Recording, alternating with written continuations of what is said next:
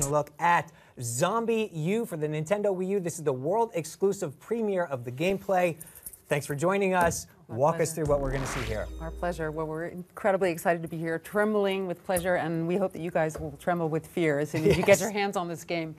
This is Ubisoft's new IP. It's exclusive for the Wii U, and it was built from the ground up to make the best use of all of the controller's new features.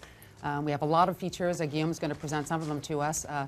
The game takes place in London in 2012, in the midst of an outbreak of a tremendous, horrible virus of unknown, plague-like proportions. And we play as a survivor, just like you and me, probably relatively clueless. And you only get one life. Each character you play only lives once. And that's the real novelty of this game, that you play as survivor, but when you die, and most of us will die, you come back as another survivor who's in exactly the same precarious conditions as the first one that you just played.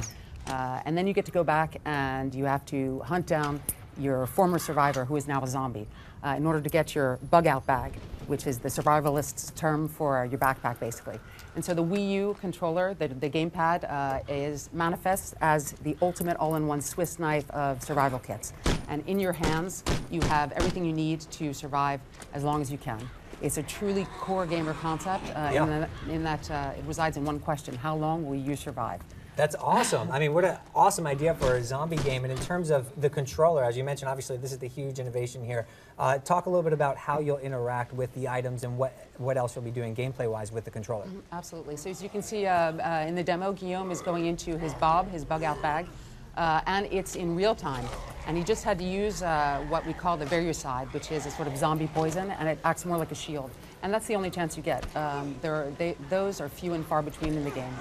Most of the time, so as you see, as you go from the first person to the third person view, you're in danger. And he lasted 4 minutes. Right. Or 4 seconds. Right. 4 minutes or 4 seconds, either one. So you have to come back as a different character. But what about checkpoints? What about your progress? How is that handled? There are no checkpoints and there are no game overs in this game. The idea is that as a survivor, it's more like a relay. You take on the role of the new survivor, who we have Lucy Cox, who is now going to go back and get her bug-out bag and get all the vital supplies that you just sacrificed a life for, stupidly.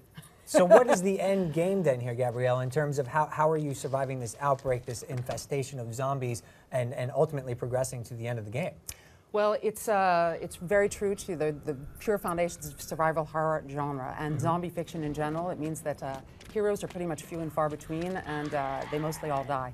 And the point is that you might get one guy out of this game, and you want to be challenged to build up a character, and what's going to really make you adhere to the character that you have is that you do build up skills, which you will lose.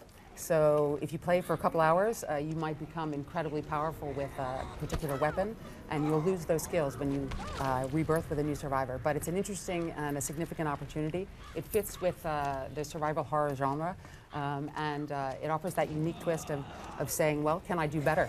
So can you do better with your next survivor that comes along? Well, it sounds extremely interesting. Zombie fans and gamers, go hand in hand. So we're going to love to see what this project does and how it progresses. Thanks for showing us the exclusive first look. Pleasure.